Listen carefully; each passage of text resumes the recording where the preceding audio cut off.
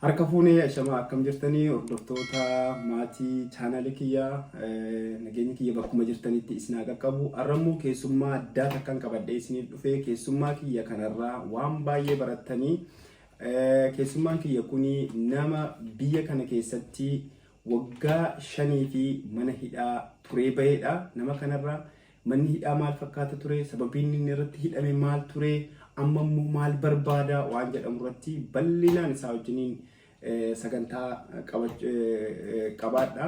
Kanaafuu akka nu hordoftanu abdii qaba. Namoonni viidiyoo kana argitan hundumti keessan iyyuu seenaa kana dhaggeeffadhaa fixaa itti aansuudhaanis immoo hiriyoota keessanii fi walii dabarsaa isiniin jedha. Amma karaa gaaffiif deebii keenyaatti deemnaa jechuudha. Tole bee daawwattoota keenyaa fi dura maqaa kan kee anniin beekaa, maqaa kan kee himiitii, sana booddee maaltu sirra ga'ee, maaliif wanni kun ta'e, seenaan kan kee hedduu tokko nama gaddisiisaa, wanni ati keessa dabarfatte, wanni ati amma keessa jirtus hedduu tokko kan qalbii kan koo cabsedha. Kanaafiin karaa kanaanis manni Oromoo waan ati keessa jirtu kanas, waan ati keessa dabarte kanas akka si hubatuufin karaa kanaan si fide. Ashama harka fuunee hordoftoota chaanaalii kanarraa ilmaan Oromoodha, akkasuma ilmaan Oromiyaa. Maqaan kiyya Muhammad Zakiriin jedhama. Eessa dhalattee guddatte? Jimma dhaladhee guddadhee Bonayyaa jedhama gandi kiyya. Jimma keessa Bonayyaa jedhama gandi kan kee? Ganda Bonayyaa jedhama waradaa kiyya Turoodhaa. Amma biyya Jarman jirta? Biyya Jarman jira. Okay, bareeda. Ani baay'ee waan baay'ee kan kennan beeka. Mee erga gara jennee Muhammad Zakiri maqaan kan kee, Jimma dhalattee guddattee, naannoon kan kee immoo Bonayyaa. Mana hidhaa bara meeqaa seente? 2017. 2017 seente. Bara meeqaa baate? 2022 dheengadda. Kun ammoo kana baate jechuudha. Waan baay'ees quban qabdu. Tole, sababbiin hidhamiisa kan keetii bara 2017 ati bara meeqa biyya kana seente ati? 2016 biyya kana seenee. Tokkummaa biyya Jarman keessa gaafadhee. Mana hidhaa osoo hin seeniin dura maal keessa haala akkamii, hiree akkamii keessa turte namni sana? Gaaffii gaariidha. Jireenyi kiyya amata 19 ture, amata 18tti biyya kana seenee jechuudha. Amata 18tti Jarman keessa seenee. Jireenyi biyya Jarman kana keessa jiraachaa ture. Jireenya ijoollummaati. Jireenya dargaggummaa jechuudha. Waa'ee jireenyaa yaadaa hin turre. Umuriin kan kee xiqqaa ture waan ta'eef. Umuriin kiyya xiqqaa ture.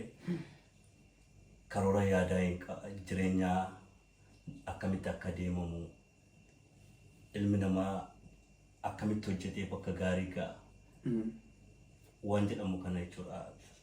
Yaadu ture.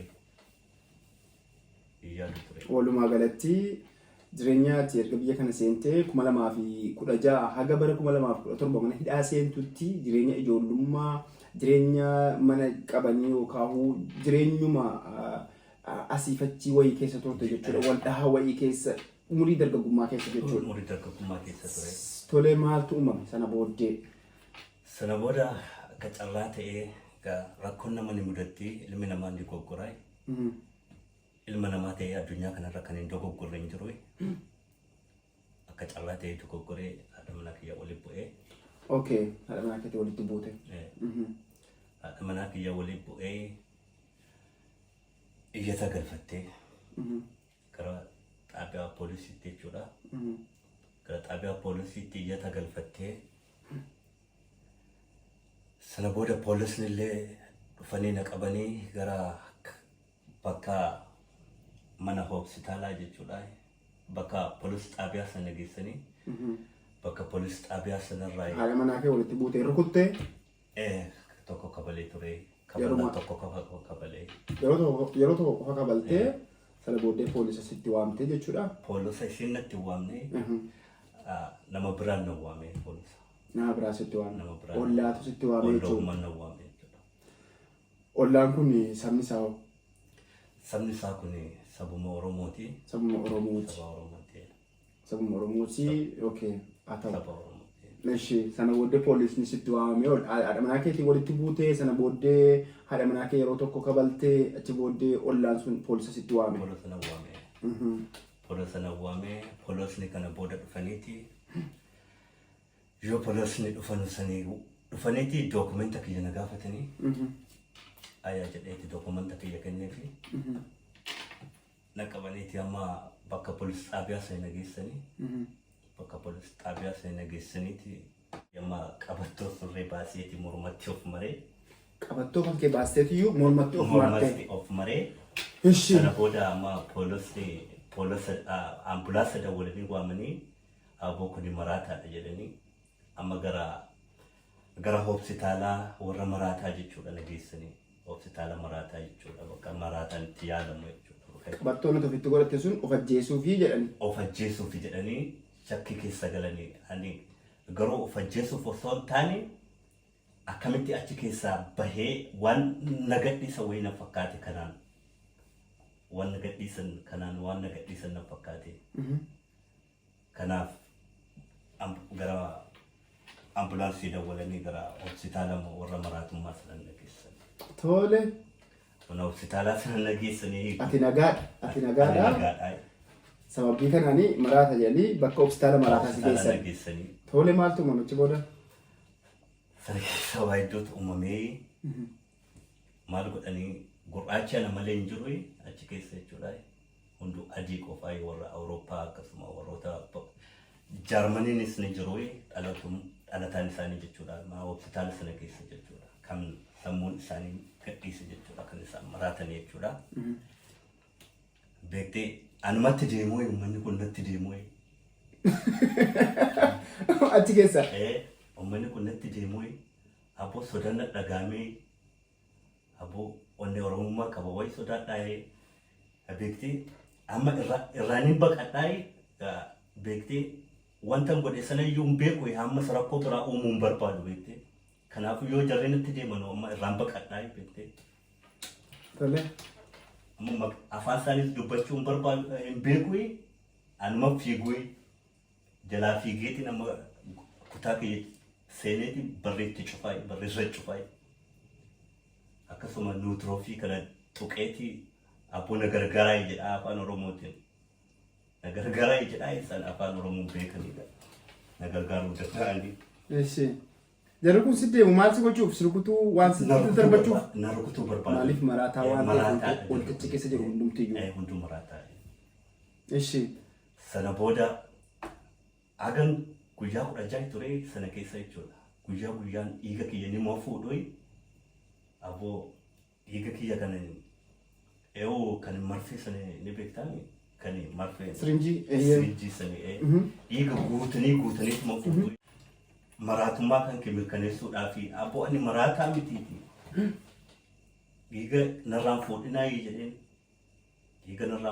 jedheen maraatummaan qabu. Nagaadha. Haga guyyaa 16 kana jechuudha. Guyyaatti dhiiga tuubboo tokko guutuu narraa fuudhaa turani. Guutanii narraa fuudhaatti turanii. Amma haga guyyaa 16 kana jechuudha haadha manaa kiyyaa wal qunnamaatii ture telefoonaan jechuudha. Achi teessee? Achi taa'ee jechuudha. Okay. Wal qunnamaatii ture. Guyyaa 15 jechuudha. Guyyaa 16 achi keessa ture. Gaafa guyyaa 15 xalayaan naa dhuftee turte. Xalayaan maal jettu? Xalayaan akka maatii isaarratti deebi'ee waliin jiraatu. Nagaadhaa namni kun maraataa miti. Rakkoon isaa dhugaatiidhaa qaama isaa keessaa kan argame akkasuma immoo jeequmsa hawaasaa qabaa jedhanii. Jeequmsa hawaasaa qabaa jedhaniiti xalayaa naa erganii. Afaan isaanii dubbisuun beeku yeroo sana jechuudha. Afaan Arabaatiin naa hiikan egaa afaan Oromootiin jiru achi keessaa. Afaan Arabaatuma caccabseetuma dubbadhaa. Na beekta egaa afaan Arabaatiin dubbataa turre. Afaan an beeka. Akkasitti jechuudha gaafa 15 kana naa fidaniiti bor na gadhiisuu turanii beektee mana hospitaalisanii jechuudha. Maal naan jedhanii beektee mana haaraa siilaannee jirraa naan jedhanii. mana haarawaa siilaannee jirra. Mana haaraa sii kennee jirra. Bakka dur haadha manaa keetii wajjin jiraattu irraa mana haaraa sii kennee jirra. Mana haaraa sii kennee jirra jedhan. Jennaan maaliif mana haaraa naa kennitanii bakki jiraataa jiru ibsanii mana gaara waa'ee bakki sun naaf ta'ee jiraatii jedhanii. Naaf ta'ee jiraatii jedhanii gaafatee maal naan jedhani beektee ati rakkoon kan kee haadha manaa kan kee qofarraa osoo hin taane warra ollaa keetii sanarraa rakkoo qabdaa. Kanaaf achirraa bahuun dirqama asiin jedhanii. Dirqama naan jedhanii. Eshi jara ollaa kee sanarraa rakkoo qabda waan ta'eef. Eshi dirqama naan jedhanii. Ilmaan Oromooti maali? Ilmaan Oromoorraa rakkoo maaliin qabaayee jedhee gaafatee sana booda achirra gadhiisuun kan ka'e dirqama naan jedhanii. Bakka sana gadhiisuun. Dirqama naan jedhanii. Amma sana booda adireessi naa erganii turan beektee bakka jireenyaa. Bakka itti galtu. Ani gaa bakka isaan na erganu kana akka bakka baqattummaa ta'e kanan beekuu baqattummaa gaafadhee ture gaafaatii torba jechuudha. Amma Erlangen Bamberg kanaa Erlangen Fir jedhanii. Erlangen Fir. Fir Straße jedhanii. Okay. Amma achi na erganii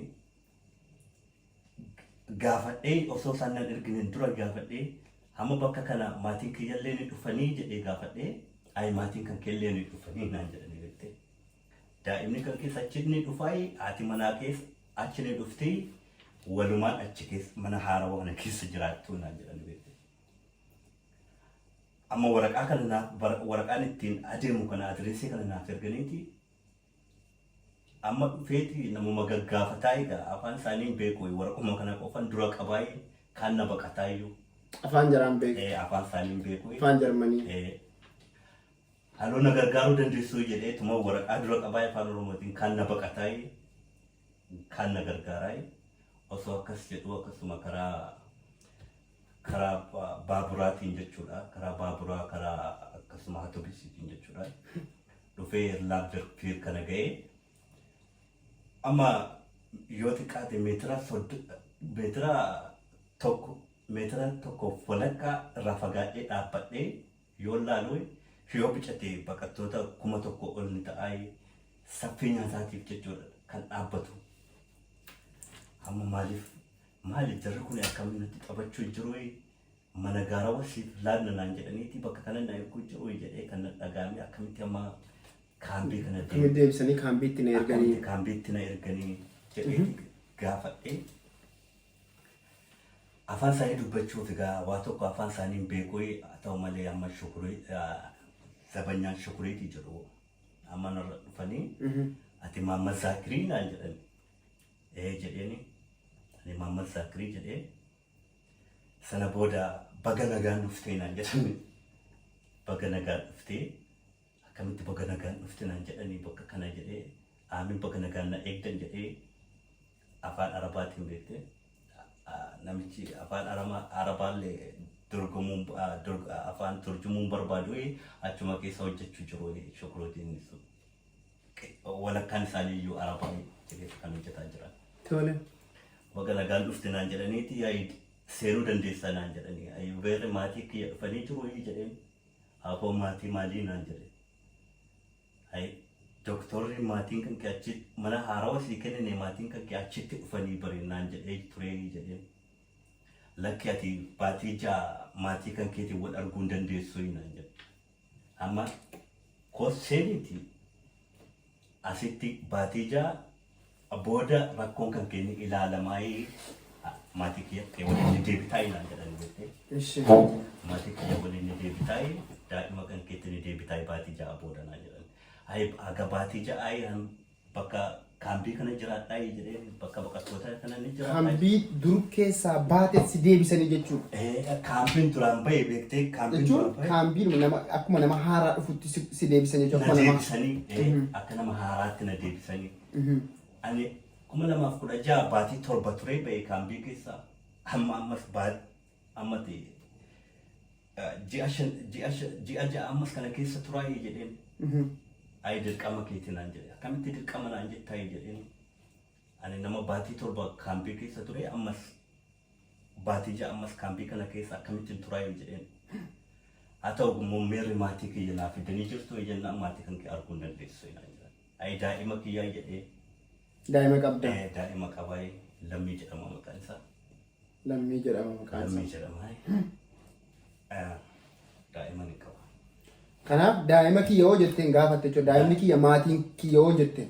Maatiin kiyya hoo jedhee gaafannaan maatii kan keetiin ajaa'ee wal arguu hin dandeessu. Sana booda maaltu uumame? Kana booda beektee kaambii sana keessaa baduuf hin tureeyyuu si dawwalee tureeyyuu yeroo sana jechuudha. Yeroo kaambii sana keessaa si gaafadhee ture. Atillee deebinaa deebistee maatii ji'a jaasiif kennan kana achuma keessa callisiitii jiraatu. Achumatti fixii seera garuu jecha kee dhaga'uu hin dandeessu yeroo sana beektee maaliif aarii keessa jiraa daa'imni biyya sabiyyee ture waa hedduun na dhagaamee biyya isaanii hin gadhiisaa ture yuuba beektee. Sana booda maal jedhe shukuriitiin guyyuma sanii jechuudha uffata erga siin dubbadhee xumureen booda amma uffata kiyya shaanxaa guutaniiti amma naa fidanii uffata kan keetii naan jedhan. Mana kan keetiiyyuu bakka jiraatu sanayyuu asitti fidan. As na fidanii uffata kiyya hundaa naa fidanii. Eshi. Telefoona silkii moobaayilaan hin qabu. Silkii moobaayilaan ajaa'iban qaba ture. Aayifoona 7 qaba ture. Rakkoo maatii kiyyarraa wal quunnamtii ilmoo kiyyarraa na baasuuf beektee dirqama na baasuun natti dhagaafee jira beektee. Sirri godhamaa jiru ilmoo keerraa dhamanaa keerraa addisi baafamee ji'a ja'a fi murteen sitti murtaa'ee jiru suni sanuu si aarsaa ture jechuudha siin. Na aarsaa ture. Sana booda maal hin godharee kana booda amma silkii si argadhee silkii mucaa amaaraa tokko achi keessa jechuudha. Elektiriyaa qofa guutee jira egaa yeroo sanii achi keessa jechuudha. Elektiriyaa afaan elektiriyaa dubbachuun beeku egaa. Haa ta'u afaanuma amaaraa kana ni caccabsaa'e afaan amaaraa yoo seeraan hin dubbatu ture. Achi keessatti jechuudha gurbaa amaaraa tokko gaafadhee silkii naaf laatee amma silkii haadha manaa kiyyaaf dawwale. Maali akkam uffata guuteeti naa ergitee amma narraa garaa murattee jedhee. Haadha manaa keetii. Hayi wanti godhu hin jiru naan jette beektee. Si gargaaruu hin danda'u naan jette. Si na gargaaruu hin dandeessu jedhee si gargaaruu hin danda'u naan jette. Waa hedduu dubbadhee jiraay. Waa hedduu xafaaniin na bahee jiraay. Gocha kan keerraa osoo hin taa'in aarii ati yeroo sanii na kabalteef waa hedduu gadi baasee jiraay naan jette. Waa hedduu dubbadhee jiraay. Poolisatti jechuudha. Poolisatti jechuudha. Kana booda an si gargaaruu hin danda'u naan jette beekte. Kana booda na gargaaruu hin dandeessu daa'ima kiyya akkam naa gootee jedhee. Daa'ima kan kee wal arguu ni dandeessaa egaa guyyaa waaqni jedhee naan jette. Yaa guyyaa waaqni jedhee bareedate. Silkii immoo maaliif naan ergine jennaan silkiin kan kee ni cabee naan jettee. Ni cabee naan jettee. Silkiin kan kee ni cabee naan jettee. Ni cabee naan jettee bareeda jedhee sana booda hin dawwallee ani biyyarraan hin baqadha. Biiroo waldaa baqattootaa sani waldaa baqattootaa Itoophiyaa jechuudha. Sani deemeeti abbo biyya na deebisaa jedheen. Biyya na deebisaa jedhee afaan Oromootiin. Osoo dhuma kaambii kana keessa jirtu jechuudha. Osoo mana hidhaa hin galin. Ammallee kaambii kana keessa jirtu. Okay, ishi. Beektee gaafa 15 jechuudha baatii 8ffaa jechuudha. Baatii 8ffaa amma biiroo waldaa baqattootaa isaan dhaqee abboo biyya na deebisaa jedhee maaliif carraa dhabeetiin jira gaa'ee ati mana kiyyaas garaa murattee daa'ima kiyyallee na agarsiisuu barbaadaa hin jirtu naa waliinis wal qunnamuu hin barbaadne ture yeroo sanitti jechuudha. Kanaafuu maaliin godharee biyya deemaa biyyan deebi'ee biyyuma kiyya rakkattuu biyyuma gabrummaa sana keessa deemeetuma akkuma fedhe kadhadheellee jiraachuu ture. Sana booda afaan Oromootiin gaafadhee abbo biyya na deebisaa jedhee afaan kam dubbattanaan jedhe biyya na deebisaa jedhaa. Inni joochifa dubbataa ani afaan Oromoo dubbadhaa. Ani finni namichi sun iyyuu waliin gallee beektee. Inni joochifa dubbataa ani afaan Oromoo dubbadhaa. Afaan doochee waa tokko hin beektu. Hin beeku jennaan amma barreeffamaan waraqaa naaf kenne. Biyya galuu barbaaddaa kan jedhu waraqaa naaf kenne. Waraqaa afur immoo sadi waan akkasii natti agarsiisee afaan Oromootiin dubbisee hundaayyuu yeroo sana aariidhaan hin dubbisee hedduun sammuutti naaf hin qabamne jechuudha yeroo sana jettee. Dubbisee akkasuma farramee fi beektee farramee fi biiroo sanaa gadi ba'e. Kana booda barreessee maal jedhee beektee gaafadhee hamma na deebisii jedhee hamma daqiiqaa kana keessa biyya na deebisuu qabdaa jedhee. Barreeffamaa itti agarsiisee barreessaa afaan doochiffaa jijjiiree hin danda'uu hinaan jedhe. Hamma gochuu hin danda'u. Hamma gochuu hin dandeessu hamma gochuu hin dandeessu. Kana booda uffata kiyya walii qabadheeti kaambii sana baduu ture.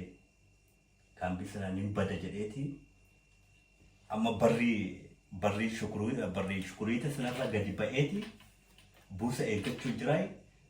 Amma akkas galgalee yoon dudduuba laalu poolosni nama afuriin dhaabatu. Nama afuriin dhaabataniiti amma harka kiyya dudduubbeetti hidhanii maaliif balleessee anoo badiin goone akkamitti dugda nageetanii eessa geessuudhaaf jedhee afaan Oromoo dubbadhaa.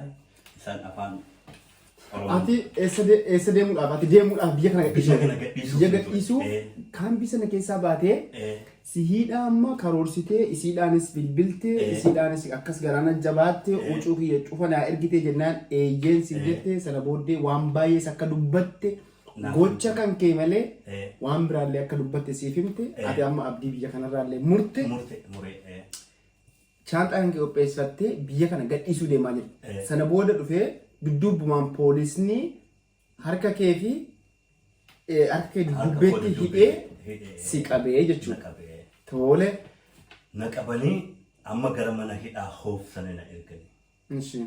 Gara mana hidhaa sana hoof na erganii gaafa 16 jechuudha baatii gaafa 16 baatii 8,2017 jechuudha. Otorba keessa. Mana hidhaa hoof na erganii. Mana hidhaa hoof sana na erganiiti amma gaa mana hidhaa seenee gaa amma mana hidhaa seenee. Tole. Ijoollummaa kiyya hidhameen beeku mana hidhaa iyyuu maal akka ta'e hin beeku. Hidhaan kun maal jedheetti waa'ee mana hidhaa hin beeku ture beektee yeroo sanitti.